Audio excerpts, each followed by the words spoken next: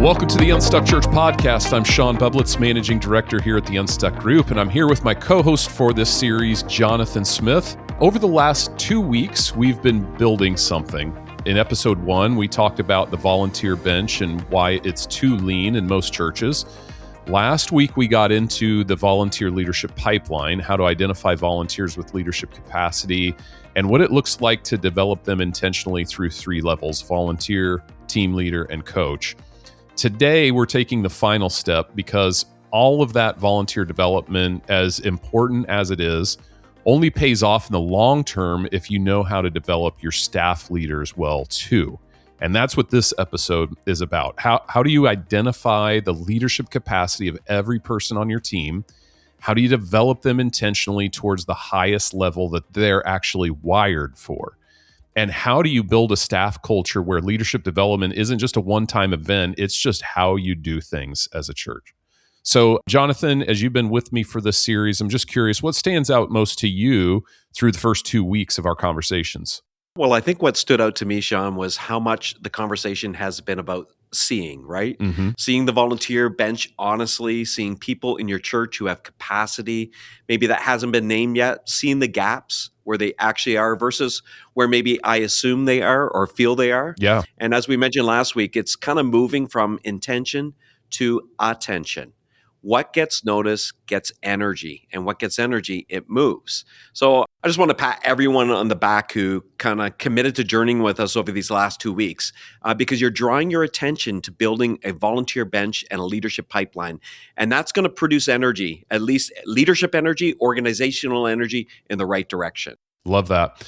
All right, before we dive into today's content, let me tell you about our series sponsor, the Church Lawyers. Honestly, I know that most pastors would rather preach 10 sermons than talk to one lawyer.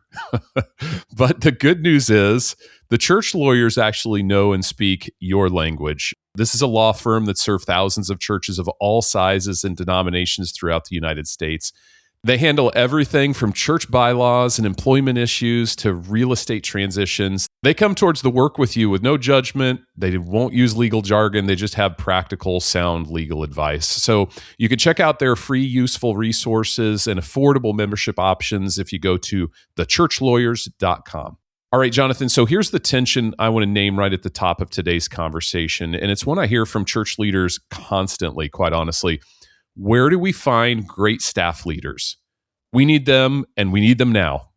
And we have ministries to run, teams to lead, and more on the plate than we can handle. So when someone says you need to develop your leaders, the honest reaction from a lot of pastors is, that's great, but I don't have time to develop anyone. I need somebody who's already developed. And I get it.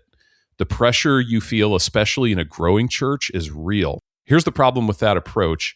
If your only move to find staff leaders is to hire fully formed, fully capable leaders from the outside every time you have a need, you'll always feel reactive. And you'll keep having the same conversation 5 years from now. I think Paul actually addressed this directly in 2 Timothy 2, 1-2. He tells Timothy, "The things you have heard me say, entrust to reliable people who will also be qualified to teach others." In that verse, Paul lays out 4 generations of development and a vision for that all in one sentence. Paul's developing Timothy. Timothy's telling reliable people are then developing others. The whole model is built on intentional relational development over time. The church has always grown through leaders developing leaders. That's not a modern leadership principle for us. It's actually a biblical one. But I think, Jonathan, in some churches, staff development looks more like a lecture than a relationship. You know, we send people to a conference, we assign them a book to read, we put them through an onboarding process, and there's nothing wrong with all of those things. But then we wonder why they're not growing into the leaders that we'd hope they'd be. Because here's what we know: real development does not happen in a classroom. It happens in proximity. It happens in relationship. It happens while you're doing the work together, not before it, and not in a separate room away from it. So, Jonathan, those are my thoughts on the tension that church leaders are feeling. How do you see the tension playing out in the churches that you work with? Yeah, Sean, I think one of the most common tensions I see is a lot of pastors, they carry this low grade guilt. They know they should be developing people, but the math just feels impossible. Like you said, and like we said last week, Sundays come with increasing regularity, right? They're always coming at you.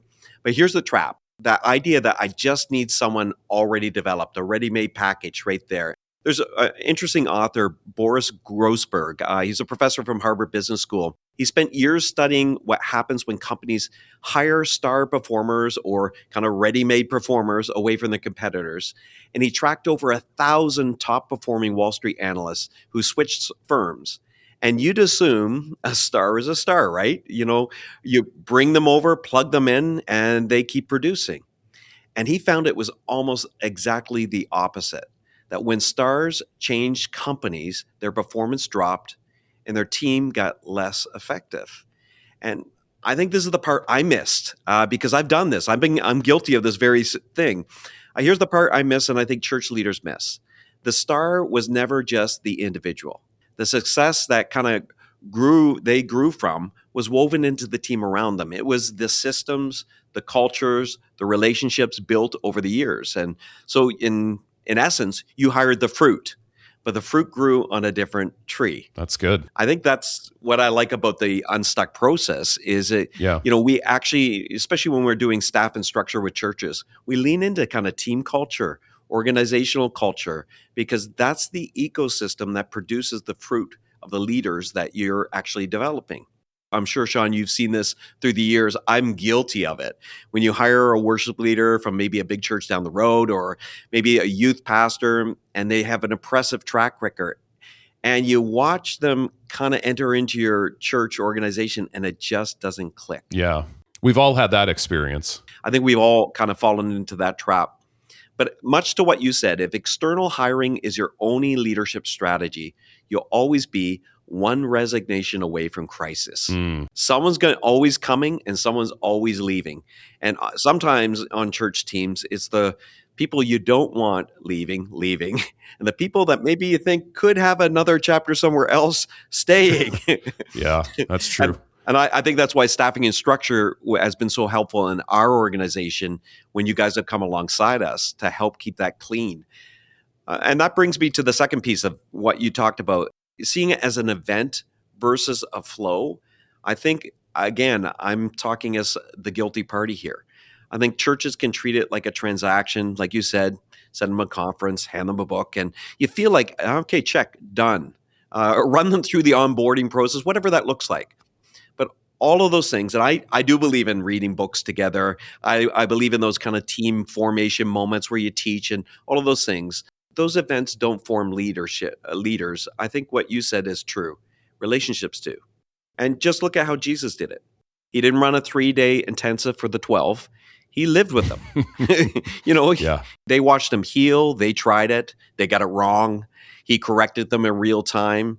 I mean, that's not curriculum. That's a current. That's a flow. A steady relational flow where the work and the development are the same thing happening at the same time. The pastors I see actually growing leaders, and I'm a nerd when I see this because I want to know how they're doing it. And the ones that I see is they've decided that their leadership pipeline runs through their calendar. Yeah. If you're looking at a place to start, just start adding a person into what you're already doing in your calendar. Take someone with you. Have them walk alongside you. That's a classroom that's ready-made. And I think Paul talked about this in Thessalonians, actually. He said, we loved you so much that we were delighted to share with you not only the gospel of God, but our lives as well. That's not just content. That's life. That's not just teaching. That's bringing people to the table with you. And so I think external hires they're not all bad. I think we need them. And there are moments when outside talent can really help your organization, help your church move forward. But sometimes they're exactly what you need, but at other times, raising up staff. As I mentioned in a podcast before, 75% of our team at One Church TO have come from our volunteer benches in our leadership pipeline. And they're people we already know. They're placed around us. We just needed to develop them. So question for you, Sean. You work with a lot of churches and have for years now. What are some of the levels you see in terms of leadership and development in the churches you've worked with? Excellent question. I think one that pastors need to answer. And I actually think that takes us to the solutions that I wanted to spend some time on, because pastors want to know, what does it actually look like to develop staff leaders well? And I'll start with something that I think is really freeing if you let it be to you. Not every person on your team is wired to lead at the same level. Facts. That's not a problem. That's actually by design. God gives different people different capacities. The goal of staff development isn't to turn every person on your team into a senior leader. The goal is to help every person on your team reach the highest level of leadership that they're actually wired for.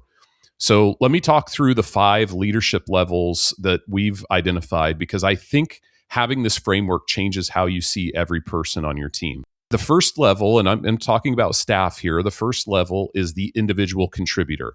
This person handles most ministry tasks themselves. They solve problems by just jumping in.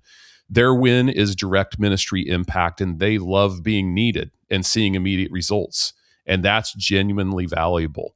But their growth ceiling is real. Ministry growth becomes limited by their own personal capacity. They lead few to no volunteers, but their goal is just, how do I serve people directly? Accomplishing the task is the ceiling for them. And when I said they love being needed, I mean that absolutely in a good way. They love being needed. They love serving people, and they love seeing immediate results. The second level is the leader of people. This person has made the move from doing ministry to actually directing others while still delivering ministry. They're kind of that player coach. They recruit volunteers, build processes, they help clarify expectations. Their win is stability with less chaos and more predictability, if that makes sense. But their growth ceiling is that the church becomes organized but not multiplying. Things run better, but they're not getting bigger or deeper necessarily. In order for these people to grow to the next level of leadership, they actually need to show that they can grow other people, who then those people lead ministry. And that takes me to the third level. The third level is the leader of leaders. And this is where things really start to change. This person has stopped doing ministry themselves and started investing in the development of other leaders. They recruit and coach volunteer leaders. They delegate responsibilities. They create leadership pipelines for their area. Their breakthrough insight is that multiplication creates what I'll call exponential growth. This is the level where a church starts to actually scale up. Then the fourth and fifth levels of leadership are what we call strategic integrator, that's number 4, and visionary leader, that's number 5. And these are your senior leadership roles on your team. The strategic integrator connects vision to execution across teams. They make vision actionable. They bring focus to what matters most and align ministry strategies to the church's overall direction. The visionary leader defines the future. They drive the culture in the church. They lead change, and they're the one investing primarily in the senior leadership team. Now, most churches only have a few people actually operating at these levels, and that's exactly right. That's the way it was designed to be. So after hearing that framework, here's what I want you to do. Think about every person on your staff team and ask honestly, where are they right now? And then where do they have the capacity to go? Because one of the most common mistakes churches make is assuming that a great individual contributor will naturally become a great leader of people, or that a great leader of people will naturally become a great leader of leaders.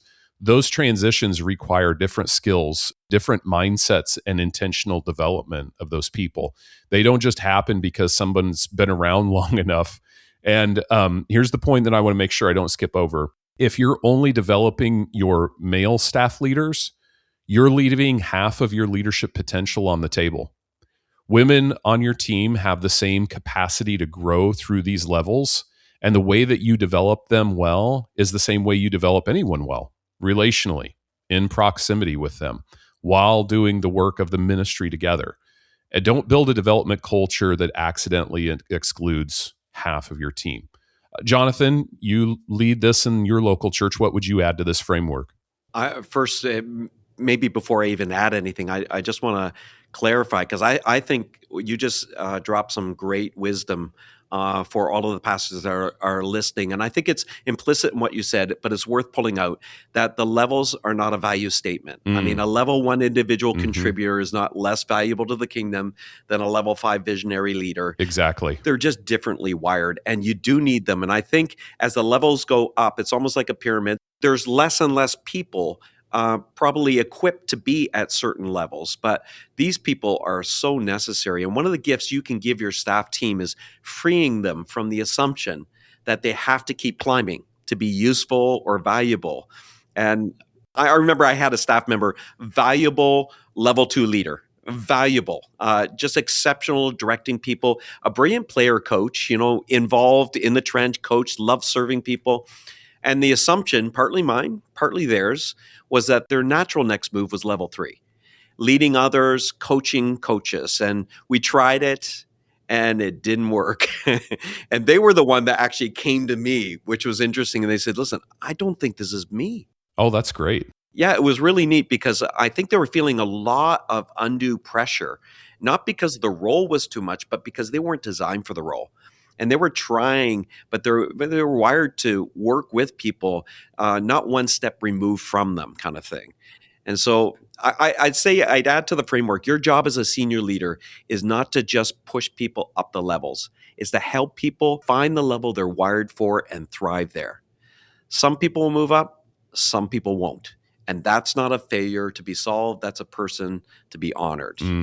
And the other thing you said, because I think I've seen this in ministry circles and it's so valuable. I really appreciate you just highlighting that half of the potential leaders in your church, maybe over half, when you look at the percentage of women that actually attend churches, are women. And we serve people across every tradition and theological stream. And I love that about the Unstuck group. But what I can say is every leadership table I've sat at has only gotten better when it reflected the congregation it served. Whether it's women or racial diversity or generational diversity, the body gets richer and stronger when we develop the full range of gifts within it. I, like you, get to work along some remarkable women with deep leadership capacity at the Unstuck group, and I certainly do at One Church TO, and I'm better for it.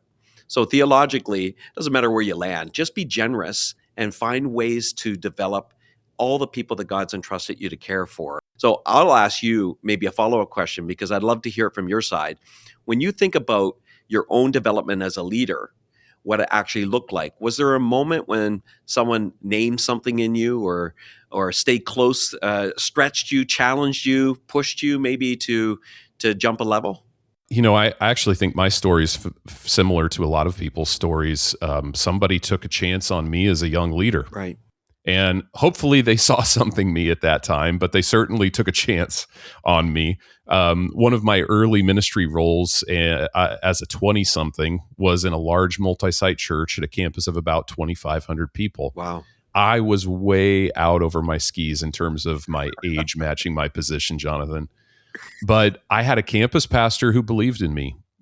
He had patience with me. Allowed me to sit at the leadership table, and whether I had real value to add or not, and believe me, I thought I did. He let me be a part of the conversations as I grew. And I think this is the piece that ties all of this together. And with what I said at the very top of the podcast, development happens in relationship, not in a classroom. What does that actually look like practically? It looks like a senior leader who's consistently in the room with the people they're developing, not just in performance review conversations, but in the actual work with them, debriefing after a hard meeting, processing a decision together before it's made, asking them, what did you learn from that after something doesn't go the way that you'd planned? It looks like giving people a challenge that's slightly beyond their current capacity and then staying close enough to coach them rather than just watching them, see if they sink or swim through it. I think it looks like naming what you see in people, telling them, I think you have the capacity to lead at the next level. And here's why I believe that.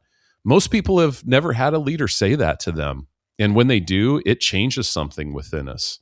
So those are my thoughts, Jonathan. What would you add before we go to next steps? Like you, I think my development as a leader didn't come specifically from a class, a book, or a conference. It was senior leaders who saw something in me before I even saw it in me. I think of two men right away. Keith Smith, I'm not related to him, but he was a lead pastor, and he saw something in me and brought me into his orbit. And that was a way of just learning and growing. I could see and watch what he was doing. He gave me space to make mistakes. I think of a leader, Bill Morrow, that he saw something in me as an emerging leader, a young emerging leader, gave me opportunities that were, frankly, I think beyond me. But he saw something deeper in me, and it stretched me.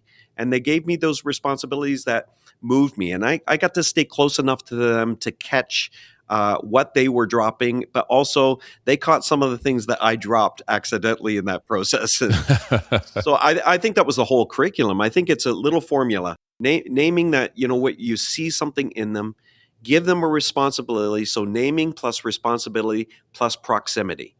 That creates an incredible development pathway for young leaders that might be around you. I like that. That's really good, Jonathan. All right. So I think that's practical, but let's move on to some more practical part of the conversation. And here's where I just encourage churches to start. If you're a leader listening and thinking, we don't really have a staff development culture, we just kind of hire people and hope they grow. First, I would start with doing a staff leadership level audit. Sit down with your org chart and just honestly assess where every person on your team is operating right now in terms of those 5 levels of leadership. Not where you hired them to be, not where you wish that they were, but where they actually are today. And then ask 2 more questions for each person. What level do I think they have the capacity to reach? And what would it take? What intentional investment, what development conversation, what new challenge would it take to help them get there? That exercise alone will start to surface some of the really important conversations. You'll probably find some people who are operating below their capacity because nobody's ever challenged them or invested in them. You might find some people who are in roles that require a level of leadership they're genuinely not wired for. And that's a hard but important thing to know. Jonathan, you just told a story about how you experienced that in your church. The second thing I do is restructure how you spend your time in development with them.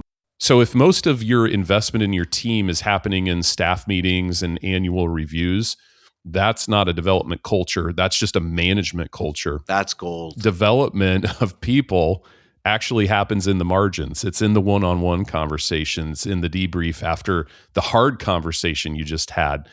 And in the moments where, you're in the work together and you stop and say, let's talk about what's happening here.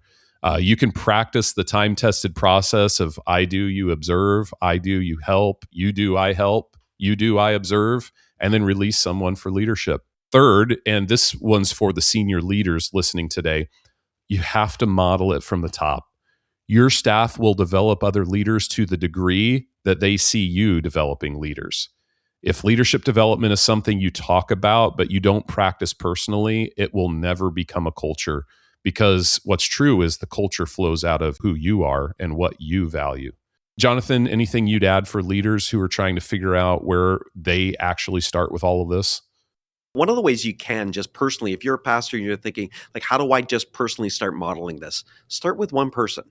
Maybe not the whole team, even just one person. Pick that staff member on your team or that key volunteer if you're in a smaller setting that you think has the most untapped capacity. So not necessarily just the most faithful, that can be part of it, but the most untapped capacity. The one where if you invested in them seriously over the next 12 months, the church would feel the difference. And then have a conversation with them, even this week. Tell them what you see, that you notice something. Tell them what you want to invest in and ask them what they need from you. Put a regular rhythm in the calendar, bi-weekly, monthly, whatever it fits, and then protect it. And this is the hard part. Protect it like you would protect your sermon prep time. Like, this is important. Yeah. You're not going to miss it. And if you do that with one person for a year, you will have learned more about how to develop staff than any framework that maybe I could teach you, or because you would be in the flow of it. And then you do it with a second and then a third. But eventually you begin to produce a process that will help generate that beyond your capacity to meet with individuals. The other practical thing I'd say is just be honest about your own development needs.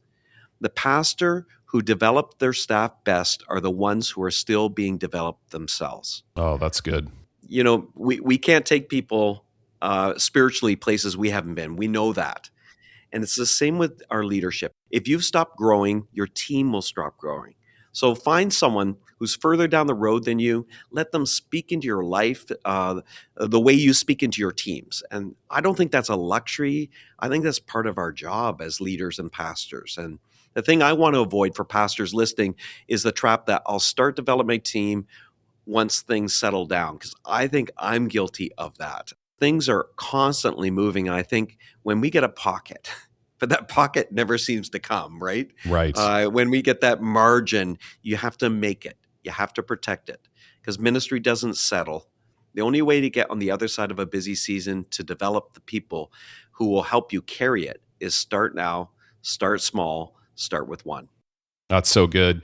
Jonathan, thanks a ton for being with me for this series. I think this has been great, and hopefully it's been helpful for the church leaders that tune in. Before we close, I want to zoom out for a second and tie this whole series together, because I think there's a thread running through all 3 episodes that's worth calling out specifically. You know, we started with volunteers, we moved to volunteer leaders, and today we're talking about staff leaders. And here's what's true at every level. The churches that are healthiest and growing the fastest are not the ones who went out and found the most talented people. They're the ones who built a culture of developing people, the people that they already have. That's it. A volunteer who gets developed becomes a team leader. A team leader who gets developed becomes a coach. A coach who gets developed becomes a staff candidate. And a staff leader who gets developed becomes a leader of leaders, and on it goes. The flywheel only spins if somebody starts spinning it and is willing to do that. And that someone has to be you. And before you fire up the email that says, well, that sounds good on a podcast, but who has actually done it? You know, I could point you to at least a dozen churches who have a culture of identifying and developing people from within. What's true is that the best leader you'll ever hire is the one you develop.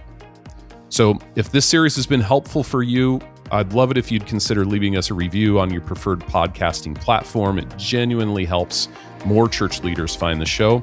And if you're sitting with your team right now and you're thinking, we need help building this kind of staff and development structure at our church, that's exactly the kind of work that we do. At the Unstuck Group, we work with churches on their staffing and structure all the time to help them build teams that are actually set up to develop leaders at every level. You can start a conversation with us at theunstuckgroup.com.